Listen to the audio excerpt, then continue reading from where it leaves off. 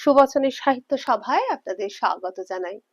আজ পড়ে শোনাচ্ছি শরৎচন্দ্র চট্টোপাধ্যায় সেই মহান কথা সাহিত্যিকের একটি ছোট গল্প মন্দির।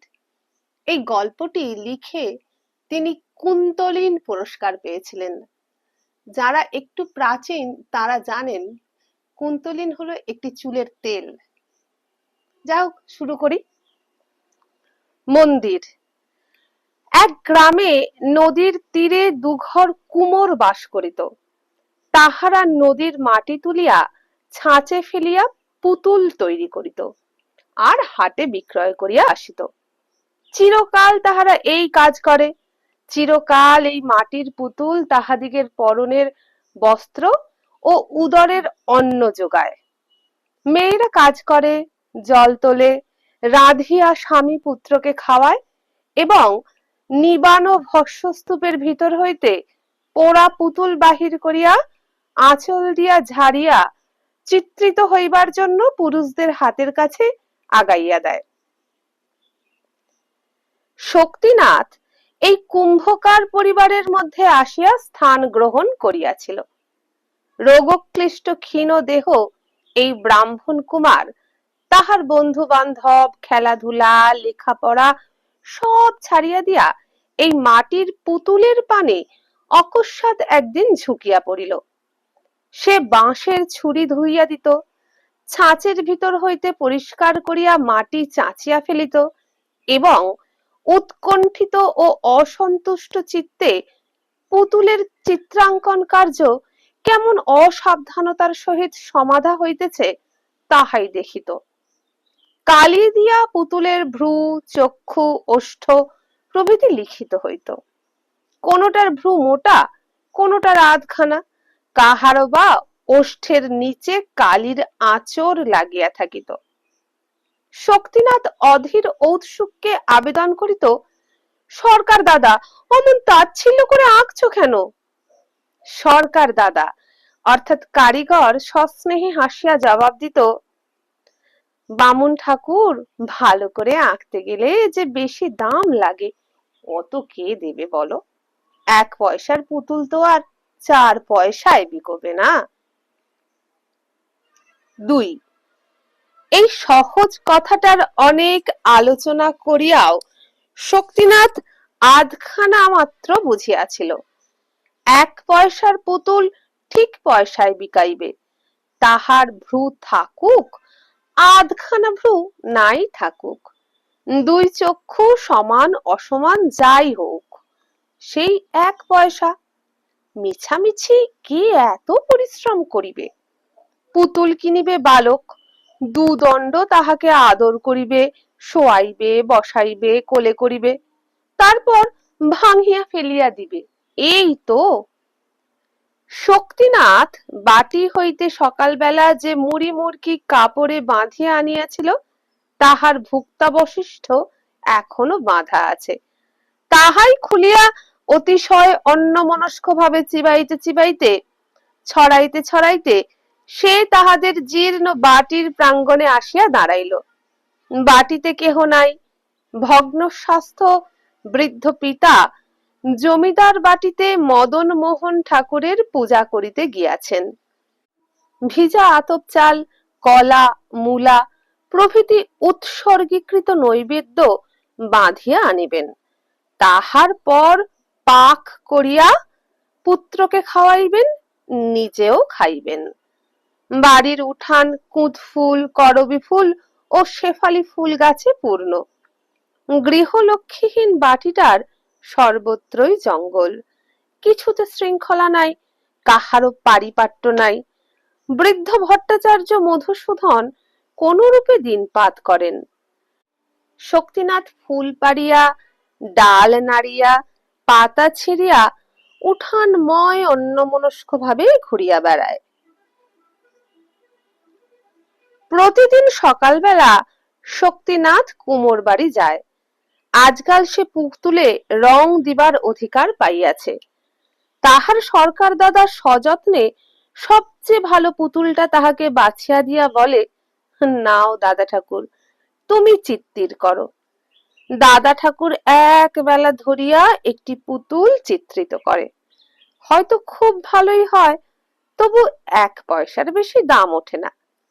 সরকার দাদা কিন্তু বাটি আসিয়া বলে, বামুন ঠাকুরের চিত্রি করা পুতুলটি 2 পয়সায় বিকিয়াছে। শুনিয়া শক্তিনাথের আনন্দ আর ধরে না। 3, এই গ্রামের জমিদার কায়স্থ, দেবদ্বিজে তাহার বাড়াবাড়ি ভক্তি। গৃহদেবতা নিকষ নির্মিত মদনমোহন বিগ্রহ, পার্শ্বে সুবর্ণ রঞ্জিত শ্রী রাধা। অত্যুচ্চ মন্দিরে রৌপ্য সিংহাসনে তাহারাই প্রতিষ্ঠিত। বৃন্দাবন লীলার কত অপরূপ চিত্র মন্দির গাত্রে সংলগ্ন। উপরে কিংখাপের চন্দ্রাতপ, তাহাতে শত শাখায় ঝাড় ঝুলিতেছে। এক পার্শ্বে মর্মর বেদির উপর উপকরণ সজ্জিত এবং নিত্য নিবেদিত পুষ্পচন্দনের ঘন সৌরভে মন্দিরের অভ্যন্তর সমাচ্ছন্ন। বুঝি স্বর্গ সুখ ও সৌন্দর্যের কথা স্মরণ করাইয়া দিতে এই পুষ্প ও গন্ধ পূজার প্রথম উপচার হইয়া আছে, এবং তাহারই সুকোমল সুরভি বায়ুর স্তরে স্তরে সঞ্চিত হইয়া মন্দির বায়ুকে নিবিড় করিয়া রাখিয়াছে। 4, অনেক দিনের কথা বলিতেছি।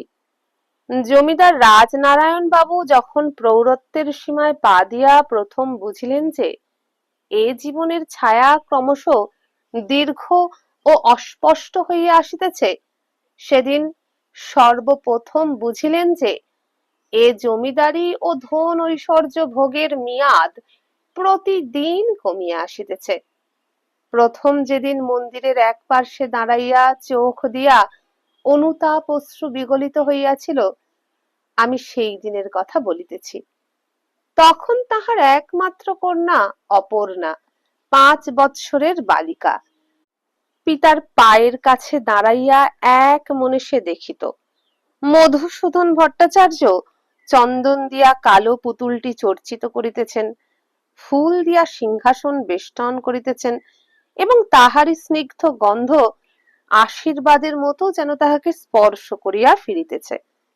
সেই দিন হইতে প্রতিদিনই এই বালিকা সন্ধ্যার পর পিতার সহিত ঠাকুরের আরতি দেখিতে আসিত এবং এই মঙ্গল উৎসবের মধ্যে অকারণে বিভোর হইয়া পড়িত। ক্রমে অপর্ণা বড় হইতে লাগিল। হিন্দুর মেয়ে ঈশ্বরের ধারণা যেমন করিয়া হৃদয়ঙ্গম করে, সেও তাহাই করিতে লাগিল, এবং পিতার নিতান্ত আদরের সামগ্রী এই মন্দিরটি যে তাহারই বক্ষ শোণিতের মতো, এই কথা সে তাহার সমস্ত কর্ম ও খেলাধুলার মধ্যেও প্রমাণ করিতে বসিল।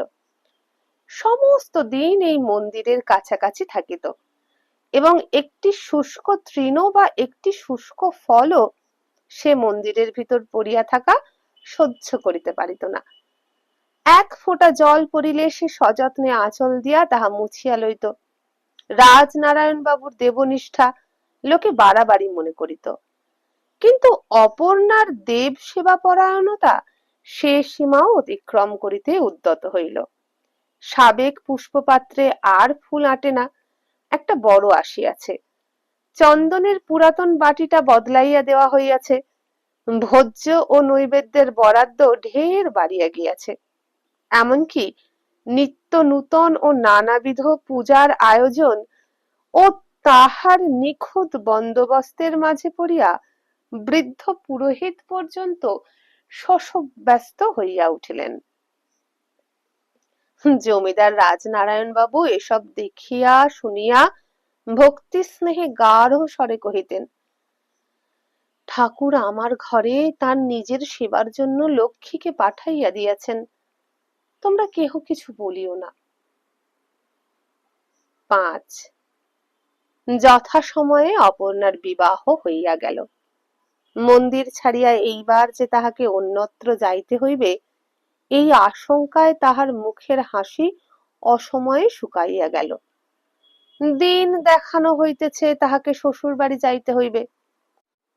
পরিপূর্ণ বিদ্যুৎ বুকে চাপিয়া বর্ষার ঘন কৃষ্ণ মেঘখণ্ড যেমন অবরুদ্ধ গৌরবের গুরুভারে স্থির হইয়া কিছুক্ষণ আকাশের গায়ে বর্ষণোন্মুখ ভাবে দাঁড়াইয়া থাকে, তেমনি স্থির হইয়া অপর্ণা শুনিল যে সেই দেখানো দিন আজ আসিয়াছে।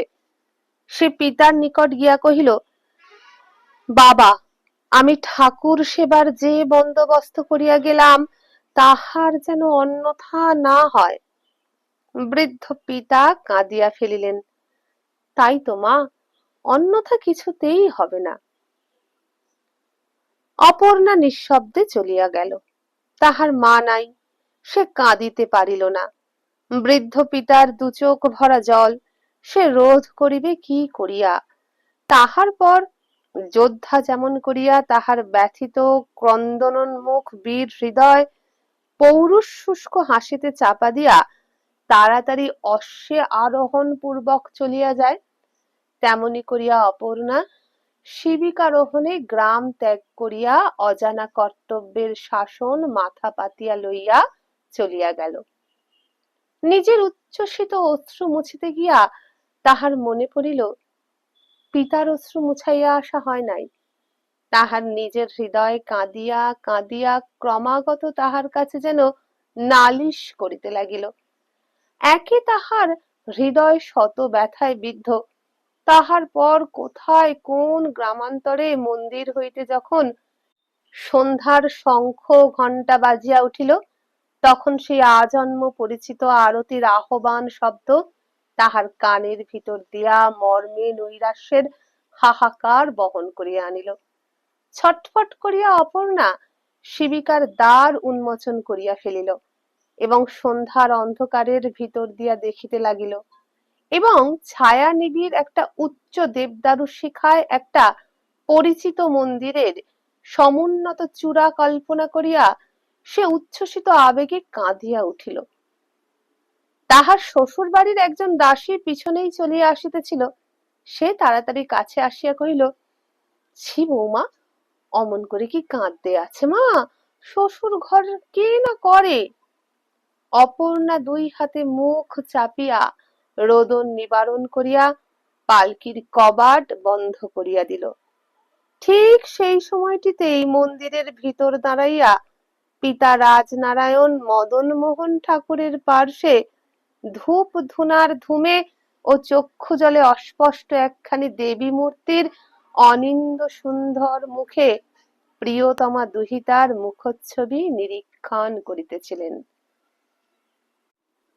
6 অপর্ণা স্বামী গৃহে। সেথায় তাহার ইচ্ছাহীন স্বামী সম্ভাষণের ভিতর এতটুকু আবেগ, এতটুকু চাঞ্চল্য প্রকাশ পাইল না। প্রথম প্রণয়ের স্নিগ্ধ সংকোচ, মিলনের সলজ্জ উত্তেজনা কিছুই তাহার ম্লান চক্ষু দুটির পূর্বদীপ্তি ফিরাইয়া আনিল না। প্রথম হইতেই স্বামী ও স্ত্রী দুইজনেই যেন পরস্পরের কাছে কোন দুর্বোধ্য অপরাধে অপরাধী হইয়া রহিল, এবং তাহারই ক্ষুব্ধ বেদনা কুলপ্লাবিনী উচ্ছ্বসিতা তটিনীর ন্যায় একটি দুর্লগ্ন ব্যবধান নির্মাণ করিয়া বহিয়া যাইতে লাগিল। একদিন অনেক রাত্রে অমরনাথ ধীরে ধীরে ডাকিয়া কহিল, অপর্ণা, তোমার এখানে থাকতে কি ভালো লাগে না? অপর্ণা জাগিয়াছিল, বলিল, না। বাপের বাড়ি যাবে? যাব। কাল যেতে চাও? চাই। ক্ষুব্ধ অমরনাথ জবাব শুনিয়া অবাক হইয়া গেল। কিছুক্ষণ চুপ করিয়া থাকিয়া বলিল, আর যদি যাওয়া না হয়? অপর্ণা কহিল, তাহলে যেমন আছি তেমনই থাকব। আবার কিছুক্ষণ দুইজনে চুপ করিয়া থাকিল। অমরনাথ ডাকিল, অপর্ণা। অপর্ণা অন্যমনস্ক ভাবে বলিল, কি? আমাকে কি তোমার কোনো প্রয়োজন নাই? অপর্ণা গায়ের কাপড় চোপড় সর্বাঙ্গে বেশ করিয়া টানিয়া দিয়া স্বচ্ছন্দে শুইয়া বলিল, ও সব কথায় বড় ঝগড়া হয়, ও সব বলো না। ঝগড়া হয়? কি করে জানলে? জানি, আমার বাপের বাড়িতে মেজদা আর মেজ বউ এই নিয়ে নিত্য কলহ করে। আমার ঝগড়া কলহ ভালো লাগে না। শুনিয়া অমরনাথ উত্তেজিত হইয়া উঠিল। অন্ধকারে হাতড়াইয়া সে যেন এই কথাটাই এতদিন খুঁজিতেছিল। হঠাৎ আজ যেন তাহা হাতে ঠেকিল। বলিয়া উঠিল, এসো অপর্ণা, আমরাও ঝগড়া করি। এমন করে থাকার চেয়ে ঝগড়া কলহ ঢের ভালো। অপর্ণা স্থিরভাবে কহিল, ছি, ঝগড়া কেন করতে যাবে? তুমি ঘুমোও। তাহার পর অপর্ণা ঘুমাইল কি জাগিয়া রহিল, সমস্ত রাত্রি জাগিয়া থাকিয়াও অমরনাথ বুঝিতে পারিল না। প্রত্যুষে উঠিয়া সন্ধ্যা পর্যন্ত সমস্ত দিন অপর্ণার কাজকর্ম ও জপে তপে কাটিয়া যায়। এতটুকু রঙ্গরস বা কৌতুকের মধ্যে সে প্রবেশ করে না। দেখিয়া তাহার সমবয়সীরা বিদ্রুপ করিয়া কত কি বলে। ননদেরা গোসাই ঠাকুর বলিয়া পরিহাস করে। তথাপি সে দলে মিশিতে পারিল না। কেবলই তাহার মনে হইতে লাগিল দিনগুলা মিছা কাটিয়া যাইতেছে। আর এক অলক্ষ্য আকর্ষণে তাহার প্রতি শোণিত বিন্দু সেই পিতৃপ্রতিষ্ঠিত মন্দির অভিমুখে ছুটিয়া যাইবার জন্য পূর্ণিমার উদ্বেলিত সিন্ধু বাড়ির মতো হৃদয়ের কূলে উপকূলে অহরহ আছড়াইয়া পড়িতেছে। তাহার সংযম কিসে হইবে? ঘর কন্যার কাজে, না ছোটখাটো হাস্য পরিহাসে? ক্ষুব্ধ অসুস্থ চিত্ত তাহার এই যে বিপুল ভ্রান্তি মাথায় করিয়া আপনা আপনি পাক খাইয়া মরিতেছে, তাহার নিকট স্বামীর আদর ও স্নেহ, পরিজনবর্গের প্রীতি সম্ভাষণ ঘেঁষিবে কি করিয়া? কি করিয়া বুঝিবে কুমারীর দেবসেবা দ্বারা নারীত্বের কর্তব্যের সবটুকু পরিসর পরিপূর্ণ করা যায় না? ৭. অমরনাথের বুঝিবার ভুল। সে উপহার লইয়া স্ত্রীর কাছে আসিয়াছে। বেলা তখন ৯টা-১০টা। স্নানান্তে অপর্ণা পূজা করিতে যাইতেছিল। গলার স্বর যতটা সম্ভব মধুর করিয়া অমর কহিল, অপর্ণা, তোমার জন্য কিছু উপহার এনেছি, দয়া করে নেবে কি? অপর্ণা হাসিয়া বলিল, নেব বই কি। অমরনাথ আকাশের চাঁদ হাতে পাইল। আনন্দে শৌখিন রুমালে বাঁধা একটা বাক্সর ডালা খুলিতে বসিল। ডালার উপরে অপর্ণার নাম সোনার জলে লেখা। এখন একবার সে অপর্ণার মুখখানি দেখিবার জন্য তাহার মুখের দিকে চাহিল, কিন্তু দেখিল মানুষ কাঁচের নকল চোখ পড়িয়া যেমন করিয়া চাহে, তেমনি করিয়া অপর্ণা তাহার পানে চাহিয়া আছে। দেখিয়া তাহার সমস্ত উৎসাহ এক নিমেষে নিবিয়া গিয়া যেন অর্থহীন এক ফোঁটা শুষ্ক হাসির মাঝে আপনাকে লুকাইয়া ফেলিতে চাহিল। লজ্জায় মরিয়া গিয়াও সে বাক্সের ডালা খুলিয়া গোটা কতক কুন্তলিনের শিশি আরো কি কি বাহির করিতে উদ্যত হইল। অপর্ণা বাধা দিয়া কহিল, এনেছ কি আমার জন্য? অমরনাথের হইয়া আর কে যেন জবাব দিল, হ্যাঁ, তোমার জন্যই এনেছি। দেলখোস গুলো। অপর্ণা জিজ্ঞাসা করিল, বাক্সটাও কি আমায় দিলে? নিশ্চয়ই। তবে আর কেন মিছে ওসব বের করো, বাক্সতেই থাক। তা থাক, তুমি ব্যবহার করবে তো? অকস্মাৎ অপর্ণা ভ্রু কুঞ্চিত করিল। সমস্ত দুনিয়ার সহিত লড়াই করিয়া তাহার ক্ষত বিক্ষত হৃদয় পরাস্ত হইয়া বৈরাগ্য গ্রহণ পূর্বক নিভৃতে চুপ করিয়া বসিয়াছিল। সহসা তাহার গায়ে এই স্নেহের অনুরোধ কুৎসিত বিদ্রুপের আঘাত করিল। চঞ্চল হইয়া সে তৎক্ষণাৎ প্রতিঘাত করিল, নষ্ট হইবে না, রেখে দাও। আমি ছাড়াও আরো অনেকে ব্যবহার করতে জানে। এবং উত্তরের অপেক্ষা না করিয়া অপর্ণা পূজার ঘরে গিয়া প্রবেশ করিল। আর অমরনাথ বিহবলের মতো সেই প্রত্যাখ্যাত উপহারের উপর হস্ত রাখিয়া সেইভাবেই বসিয়া রহিল। প্রথমে সে সহস্রবার মনে মনে আপনাকে নির্বোধ বলিয়া তিরস্কার করিল। বহুক্ষণ পরে সে দীর্ঘ নিঃশ্বাস ফেলিয়া বলিল, অপর্ণা পাষাণী। তাহার চোখ জলে ভাসিয়া আসিল। সেইখানে বসিয়া একভাবে ক্রমাগত চক্ষু মুছিতে লাগিল। অপর্ণা তাহাকে যদি সুস্পষ্ট ভাষায় প্রত্যাখ্যান করিত, তাহা হইলে কথাটা অন্য রূপ দাঁড়াইতে পারিত। সে যে প্রত্যাখ্যান না করিয়া প্রত্যাখ্যানের সবটুকু জ্বালা তাহার গায়ে মাখাইয়া দিয়া গিয়াছে, ইহার প্রতিকার সে কি করিয়া করিবে? অপর্ণাকে তাহার পূজার আসন হইতে টানিয়া আনিয়া তাহারই সম্মুখে তাহার উপেক্ষিত উপহারটা নিজেই লাথি মারিয়া ভাঙিয়া দিবে এবং সর্বসমক্ষে ভীষণ প্রতিজ্ঞা করিবে যে সে তাহার মুখ আর দেখিবে না। সে কি করিবে? কত কি বলিবে? কোথায় নিরুদ্দেশ হইয়া চলিয়া যাইবে? হয়তো ছাই মাখিয়া সন্ন্যাসী হইবে, হয়তো অপর্ণার কোনো দারুণ দুর্দিনে অকস্মাৎ কোথাও হইতে আসিয়া তাহাকে রক্ষা করিবে। এমনই সম্ভব ও অসম্ভব কত রকমের উত্তর প্রত্যুত্তর, বাদ প্রতিবাদ তাহার অপমান পীড়িত মস্তিষ্কের ভিতর অধীরতার আলোড়ন সৃষ্টি করিতে লাগিল। ফলে কিন্তু সে তেমনি বসিয়া রহিল এবং তেমনি কাঁদিতে লাগিল। কিন্তু কিছুতেই তাহার এই আগাগোড়া বিশৃঙ্খল সংকল্পের সুদীর্ঘ তালিকা সম্পূর্ণ হইয়া উঠিল না। ৮ তাহার পর ২ দিন ২ রাত্রি গত হইয়াছে। অমরনাথ ঘরে শুইতে আসে নাই। মা জানিতে পারিয়া বধূকে ডাকিয়া ঈষৎ ভর্ৎসনা করিলেন।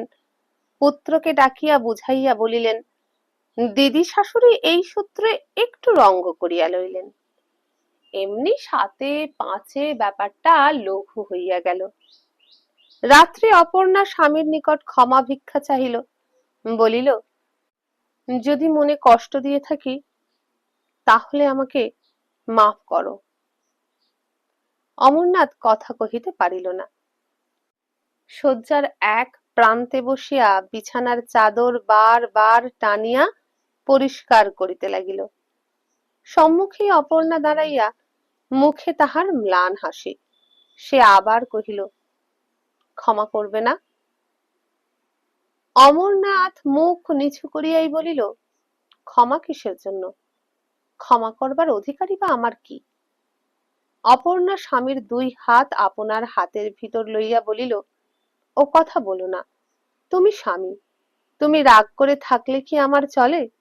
তুমি ক্ষমা না করলে আমি দাঁড়াবো কোথায়? কেন রাগ করেছ বলো? অমরনাথ আর্দ্র হইয়া কহিল, রাগ তো করি নাই। করো নাই তো? না। অপর্ণা কলহ ভালোবাসিত না। বিশ্বাস না করিয়াও বিশ্বাস করিল। কহিল, তাই ভালো। তাহার পর নিতান্ত নির্ভাবনায় বিছানার এক প্রান্তে শুইয়া পড়িল। অমরনাথ কিন্তু ভারী আশ্চর্য হইয়া গেল। অন্যদিকে মুখ ফিরাইয়া কেবলই সে মনে মনে তর্ক বিতর্ক করিতে লাগিল যে এই কথা তাহার স্ত্রী বিশ্বাস করিল কি করিয়া। সে যে ২ দিন আসে নাই, দেখা করে নাই, তথাপি সে রাগ করে নাই, এটা বিশ্বাস করিবার কথা? এত কাণ্ড এত শীঘ্র মিটিয়া সব বৃথা হইয়া গেল। তাহার পর যখন সে বুঝিতে পারিল অপর্ণা সত্যিই ঘুমাইয়া পড়িয়াছে, তখন সে একেবারে উঠিয়া বসিল এবং দ্বিধাশূন্য হইয়া জোর করিয়া ডাকিয়া ফেলিল, অপর্ণা, তুমি বুঝি ঘুমোচ্ছ? ও অপর্ণা! অপর্ণা জাগিয়া উঠিল, বলিল, ডাকছ? হ্যাঁ, কাল আমি কলকাতায় যাব। কই, সে কথা তো আগে শুনি নাই। এত শীঘ্র তোমার কলেজের ছুটি ফুরোলো? আরো ২ দিন থাকতে পারো না? না, আর থাকা হয় না। অপর্ণা একটু ভাবিয়া জিজ্ঞাসা করিল, তুমি কি আমার উপর রাগ করে যাচ্ছ? ইহা যে সত্য কথা অমরনাথ তাহা জানিত, কিন্তু সে কথা সে স্বীকার করিতে পারিল না। সংকোচ আসিয়া তাহার যেন কোঁচার খুঁট টানিয়া ফিরাইল। আশঙ্কা হইল পাছে সে আপনার অপদার্থতা প্রতিপন্ন করিয়া অপর্ণার সম্ভ্রম হানি করিয়া ফেলে। এমনি করিয়া কৌতূহল বিমুখ নারীর নিশ্চেষ্টতা তাহাকে অভিভূত করিয়া ফেলিল। স্বামিত্বের যেটুকু তেজ সে তাহার আপনার অধিকার হইতে অর্জন করিয়াছিল, সেটুকুও সে হারাইয়া ফেলিল। অপর্ণা আবার বলিল, রাগ করে কোথাও যেও না, তাহলে আমার মনে বড় ব্যথা লাগবে। অমরনাথ মিথ্যা ও সত্যে যাহা বানাইয়া বলিতে পারিল, তাহার অর্থ এই যে সে রাগ করে নাই, এবং তাহারই প্রমাণ স্বরূপ সে আরো দুদিন থাকিয়া যাইবে। থাকিলেও তাই, কিন্তু কাঁদিয়া জয়ী হইবার একটা লজ্জাজনক অস্বস্তি লইয়া বাড়িতে থাকিল।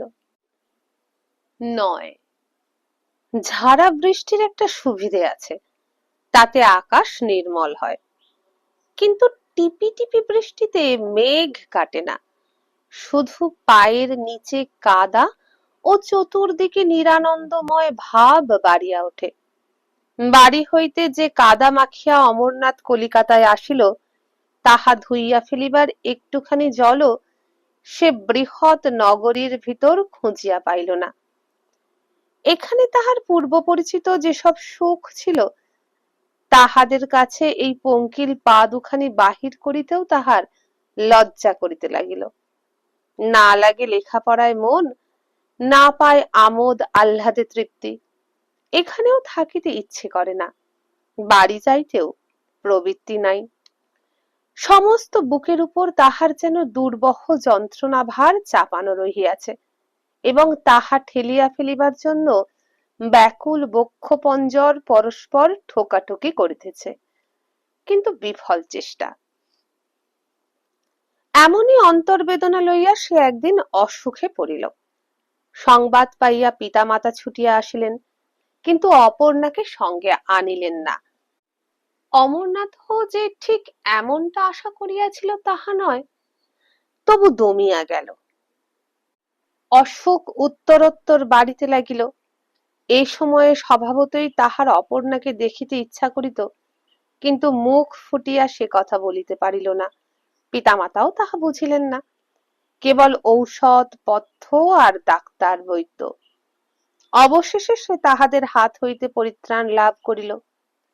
অমরনাথ একদিন প্রাণ ত্যাগ করিল। বিধবা হইয়া অপর্ণা স্তম্ভিত হইয়া গেল। সমস্ত শরীর কাঁটা দিয়া একটা ভয়ঙ্কর সম্ভাবনা তাহার মনে হইল। এ বুঝি তাহারই কামনার ফল? ইহাই বুঝি সে মনে মনে এতদিন চাহিতেছিল? অন্তর্যামী এতদিনে কামনা পূর্ণ করিয়াছেন? বাহিরে শুনিতে পাইল যে তাহার পিতা চিৎকার করিয়া কাঁদিতেছেন। এসব কি স্বপ্ন? তিনি আসলেন কখন?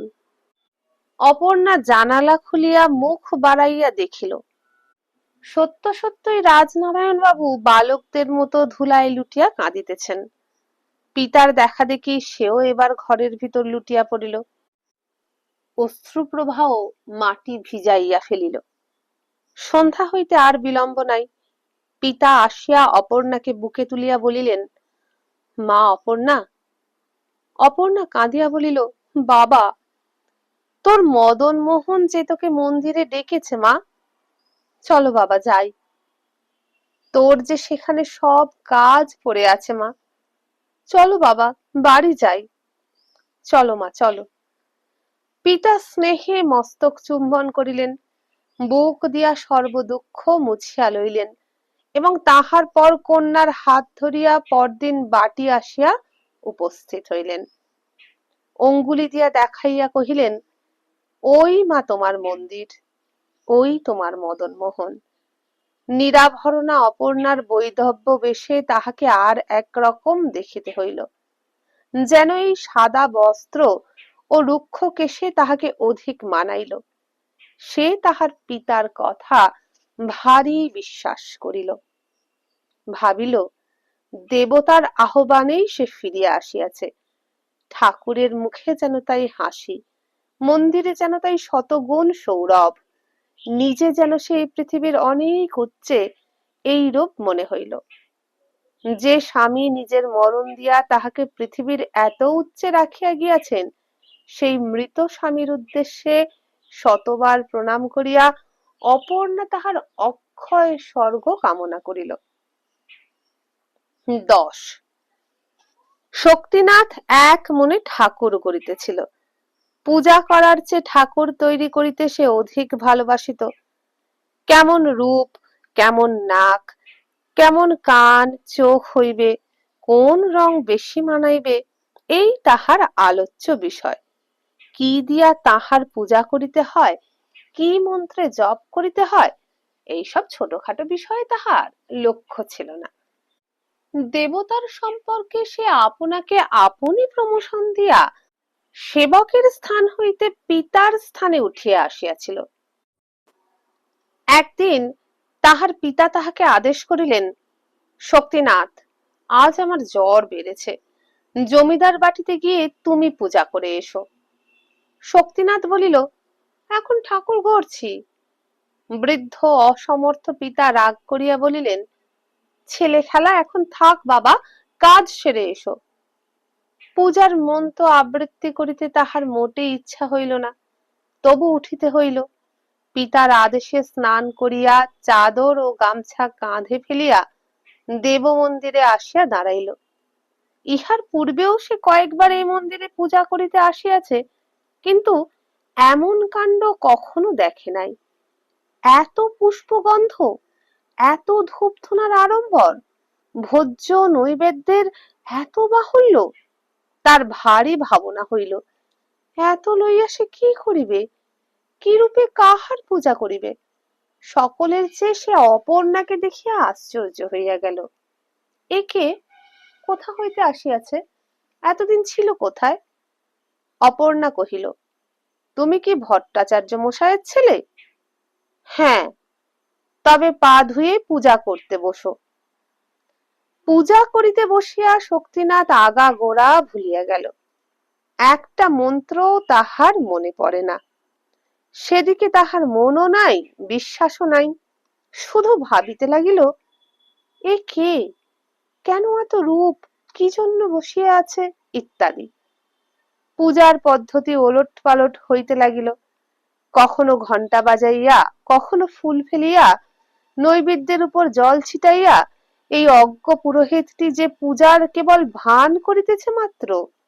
বিজ্ঞ পরীক্ষকের মতো পিছনে বসিয়া অপর্ণা সব বুঝিল। চিরদিন দেখিয়া দেখিয়া এসব সে ভালো করিয়াই জানে।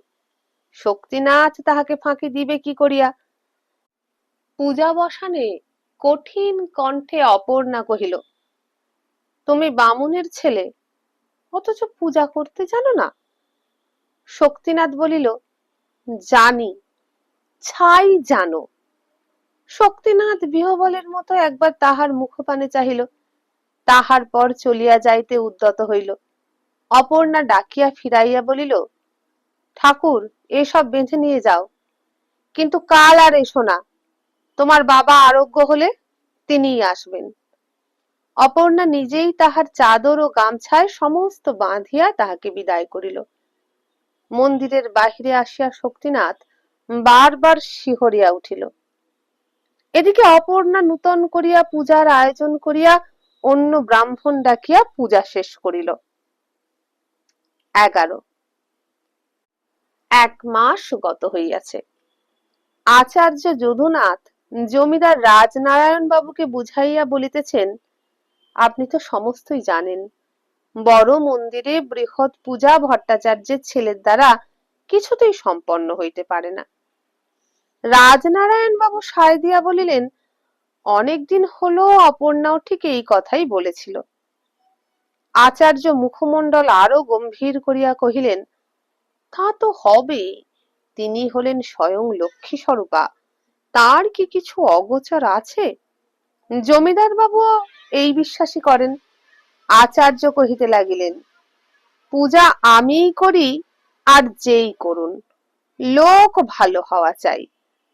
মধু ভট্টাচার্য যতদিন বেঁচে ছিলেন তিনিই পূজা করেছেন, এখন তার পুত্রেরই পৌরোহিত্য করা উচিত, কিন্তু সেটা তো মানুষ নয়, কেবল পট আঁকতে পারে, পুতুল গড়তে পারে, পূজা অর্চনার কিছুই জানে না। রাজনারায়ণ বাবু অনুমতি দিলেন। পূজা আপনি করবেন, তবে অপর্ণাকে একবার জিজ্ঞাসা করে দেখিব। পিতার নিকট এ কথা শুনিয়া অপর্ণা মাথা নাড়িয়া বলিল, তাও কি হয়? বামুনের ছেলে, নিরাশ্রয়, কোথায় তাকে বিদায় করব? যেমন জানে তেমনই পূজা করবে, ঠাকুর তাতেই সন্তুষ্ট হবে। কন্যার কথায় পিতার চৈতন্য হইল। এতটা আমি ভেবে দেখি নাই। মা, তোমার মন্দির, তোমার পূজা, তোমার যা ইচ্ছা হয় করো, যাকে ইচ্ছা ভার দিও। এই কথা বলিয়া পিতা প্রস্থান করিলেন। অপর্ণা শক্তিনাথকে ডাকিয়া আনিয়া পূজার ভার দিল। বকুনি খাইয়া অবধি সে আর এদিকে আসে না। মধ্যে তাহার পিতার মৃত্যু হইয়াছে, সে নিজেও রুগ্ন। শুষ্ক মুখে তাহার শোক দুঃখের চিহ্ন দেখিয়া অপর্ণার মায়া হইল। কহিল, তুমি পূজা করো, যা জানো তাই করো, তাতেই ঠাকুর তৃপ্ত হবেন। এমন স্নেহের স্বর শুনিয়া তাহার সাহস হইল। সাবধান হইয়া মন দিয়া পূজা করিতে বসিল। পূজা শেষ হইলে অপর্ণা নিজের হাতে সে যাহা খাইতে পারে বাঁধিয়া দিয়া বলিল, বেশ পূজা করেছ। বামুন ঠাকুর, তুমি কি নিজে রেঁধে খাও? কোনোদিন রাঁধি, কোনোদিন যেদিন জ্বর হয় সেদিন আর রাঁধতে পারি না। তোমার কি কেউ নেই? না। শক্তিনাথ চলিয়া গেল। অপর্ণা তাহার উদ্দেশ্যে বলিল, আহা, দেবতার কাছে যুক্ত করে সে তাহার হইয়া প্রার্থনা করিল, ঠাকুর, ইহার পূজায় তুমি সন্তুষ্ট হইও, ছেলে মানুষের দোষ অপরাধ লইও না। সেই দিন হইতে প্রতিদিন অপর্ণা দাসী দ্বারা সংবাদ লইত। সে কি খায়, কি করে, কি তাহার প্রয়োজন। নিরাশ্রয় ব্রাহ্মণ কুমারটিকে সে তাহার অজ্ঞাতসারে আশ্রয় দিয়া তাহার সমস্ত ভার স্বেচ্ছায় মাথায় তুলিয়া লইল, এবং সেই দিন হইতে এই কিশোর ও কিশোরী তাহাদের ভক্তি স্নেহ ভুল ভ্রান্তি সব এক করিয়া এই মন্দিরটিকে আশ্রয় করিয়া জীবনের বাকি কাজগুলিকে পর করিয়া দিল। শক্তিনাথ পূজা করে, অপর্ণা দেখাইয়া দেয়। শক্তিনাথ স্তব পাঠ করে, অপর্ণা মনে মনে তাহার সহজ অর্থ দেবতাকে বুঝাইয়া দেয়। শক্তিনাথ গন্ধ পুষ্প হাত দিয়া তুলিয়া লয়, অপর্ণা অঙ্গুলি দিয়া দেখাইয়া বলে, বামুন ঠাকুর, আজ এমনি করে সিংহাসন সাজাও দেখি, বেশ দেখাবে। এমনি করিয়া এই বৃহৎ মন্দিরের বৃহৎ কার্য চলিতে লাগিল। দেখিয়া শুনিয়া আচার্য কহিল, ছেলে খেলা হচ্ছে। বৃদ্ধ রাজনারায়ণ বলিলেন, যা করে হোক মেয়েটা নিজের অবস্থা ভুলে থাকলেই বাঁচি। 12, থিয়েটারের স্টেজে যেমন পাহাড় পর্বত ঝড় জল এক নিমেষে উড়িয়া গিয়া একটা মস্ত রাজপ্রাসাদ কোথা হইতে আসিয়া জোটে, আর লোকজনের সুখ সম্পদের মাঝে দুঃখ দৈন্যের সমস্ত চিহ্ন বিলুপ্ত হয়, শক্তিনাথের জীবনেও যেন সেই রূপ হইয়াছে।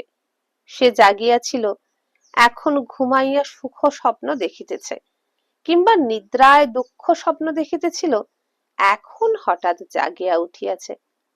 প্রথমে তাহার ভালো ঠাহর হইত না, তথাপি এই দায়িত্বহীন দেবসেবার সুবর্ণ শৃঙ্খল যে তাহার সর্বাঙ্গে জড়াইয়া ধরিয়াছে এবং থাকিয়া থাকিয়া ঝনঝন শব্দে বাজিয়া উঠিতেছে, ওই বিক্ষিপ্ত পুতুলগুলা মাঝে মাঝে তাহাকে সে কথা স্মরণ করাইত।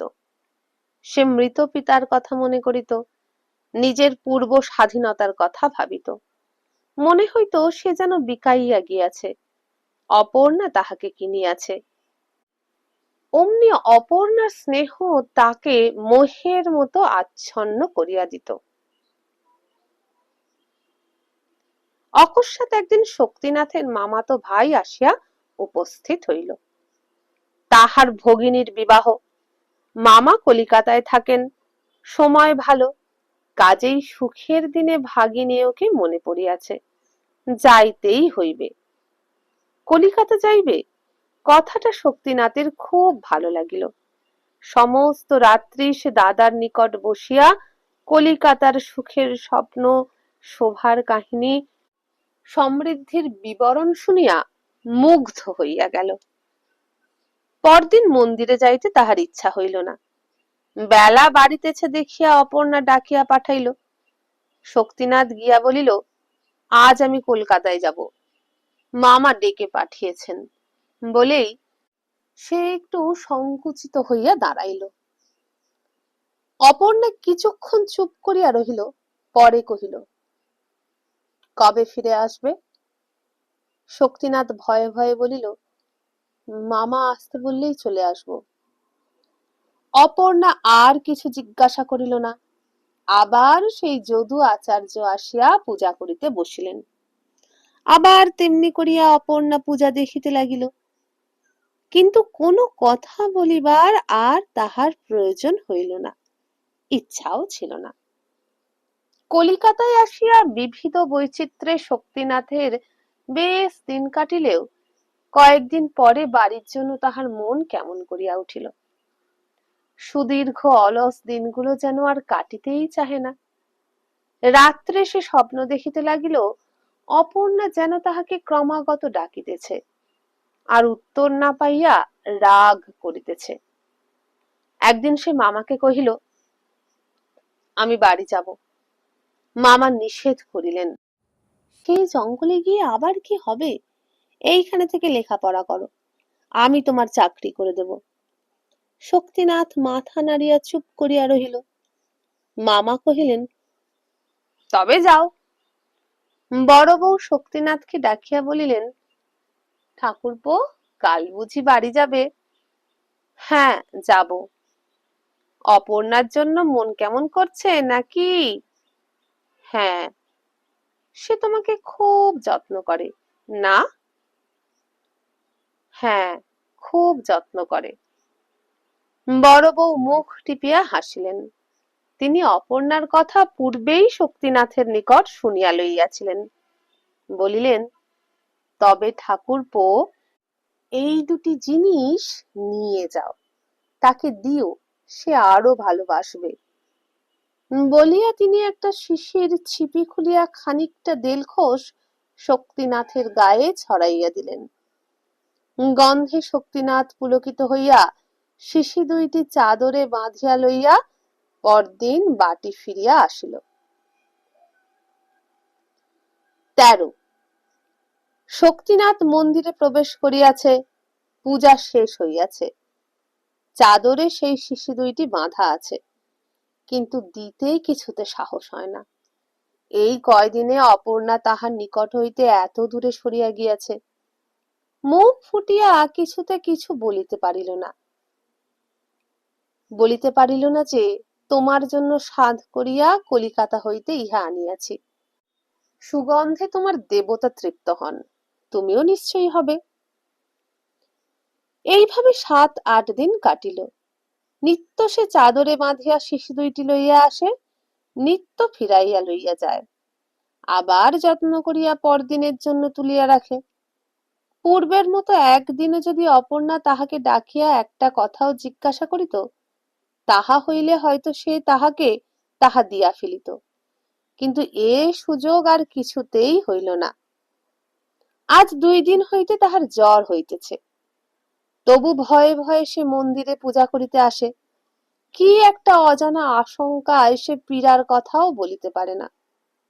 কিন্তু অপর্ণা সংবাদ লইয়া জানিত যে 2 দিন হইতে শক্তিনাথ কিছুই খায় নাই, অথচ পূজা করিতে আসিতেছে। অপর্ণা জিজ্ঞাসা করিল, ঠাকুর, তুমি 2 দিন হতে কিছু খাও নাই কেন? শক্তিনাথ শুষ্ক মুখে কহিল, আমার রাত্রে রোজ জ্বর হয়। জ্বর হয়? তবে স্নান করে পূজা করতে আসো কেন? এ কথা বলো নাই কেন? শক্তিনাথের চোখে জল আসিল। মুহূর্তে সব কথা ভুলিয়া আসে চাদর খুলিয়া শিশি দুইটি বাহির করিয়া বলিল, তোমার জন্য এনেছি। আমার জন্য? হ্যাঁ, তুমি গন্ধ ভালোবাসো না? উষ্ণ দুধ যেমন একটুখানি আগুনের তাপ পাইবা মাত্র টগবগ করিয়া ফুটিয়া ওঠে, অপর্ণার সর্বাঙ্গের রক্ত তেমনি করিয়া ফুটিয়া উঠিল। শিশি দুইটি দেখিয়াই সে চিনিয়াছিল। গম্ভীর স্বরে বলিল, দাও। হাতে লইয়া অপর্ণা মন্দিরের বাহিরে যেখানে শুকনো পূজার ফুল পড়িয়াছিল সেইখানে শিশি দুইটি নিক্ষেপ করিল। আতঙ্কে শক্তিনাথের বুকের রক্ত জমাট বাঁধিয়া গেল। কঠিন স্বরে অপর্ণা কহিল, বামন ঠাকুর, তোমার মনে এত? আর তুমি আমার সামনে এসো না, মন্দিরের ছায়া মারিও না। অপর্ণা চম্পকাঙ্গুলি দিয়া বহির্দেশ নির্দেশ করিয়া বলিল, যাও। আজ 3 দিন হইল শক্তিনাথ গিয়াছে, আবার যদু আচার্য পূজা করিতে বসিয়াছেন। আবার ম্লান মুখে অপর্ণা চাহিয়া দেখিতেছে, এ যেন কাহার পূজা কে আসিয়া শেষ করিতেছে। পূজা সাঙ্গ করিয়া নৈবেদ্যের রাশি গামছায় বাঁধিতে বাঁধিতে আচার্য মহাশয় নিঃশ্বাস ফেলিয়া বলিলেন, ছেলেটা বিনা চিকিৎসায় মারা গেল। আচার্যর মুখপানে চাহিয়া অপর্ণা জিজ্ঞাসা করিল, কে মারা গেল? তুমি বুঝি শোনো নাই? কয়দিনের জ্বরে শক্তিনাথ, ওই মধু ভট্টাচার্যের ছেলে, আজ সকালবেলা মারা পড়েছে। অপর্ণা তবুও তাহার মুখপানে চাহিয়া রইল। আচার্য দ্বারের বাহিরে আসিয়া বলিলেন, পাপের ফলে আজকাল মৃত্যু হচ্ছে, দেবতার সঙ্গে কি তামাশা চলে মা? আচার্য চলিয়া গেলেন। অপর্ণা দ্বার রুদ্ধ করিয়া মাটিতে মাথা ঠুকিয়া কাঁদিতে লাগিল। সহস্রবার কাঁদিয়া জিজ্ঞাসা করিতে লাগিল, ঠাকুর, এ পাপ কার? কার পাপে? বহুক্ষণ পরে সে উঠিয়া বসিল। চোখ মুছিয়া সে সেই শুষ্ক ফুলের ভিতর হইতে স্নেহের দান মাথায় করিয়া তুলিয়া লইল। মন্দিরের ভিতর আবার প্রবেশ করিয়া দেবতার পায়ের কাছে তাহা নামাইয়া দিয়া কাঁদিয়া কহিল, ঠাকুর, আমি যা নিতে পারি নাই তা তুমি নাও। নিজের হাতে আমি কখনো তোমার পূজা করি নাই, আজ করছি। তুমি গ্রহণ করো, তৃপ্ত হও, আমার অন্য কামনা নাই। বন্ধুরা, এখানেই শেষ হয়ে গেল আজকের গল্প মন্দির। শরৎচন্দ্র চট্টোপাধ্যায় মাত্র 14 বছর বয়সে এই গল্পটি লিখেছিলেন। কেমন লাগলো আমার পাঠ? কমেন্ট করে জানাবেন। যদি ভালো লাগে তাহলে বন্ধুদের সঙ্গে বেশি বেশি করে ভিডিওটা শেয়ার করবেন আর একটা লাইক করবেন। যদি এখনো আমার চ্যানেলে না সাবস্ক্রাইব করে থাকেন তাহলে সাবস্ক্রাইব করে আমার মনোবল বাড়াবেন। শরৎচন্দ্র চট্টোপাধ্যায়ের আরো উপন্যাস দত্তা, নিষ্কৃতি, বৈকুণ্ঠের উইল আমি পড়েছি আমার এই চ্যানেলে। যদি মনে করেন সেগুলো শুনুন। কিভাবে শুনবেন?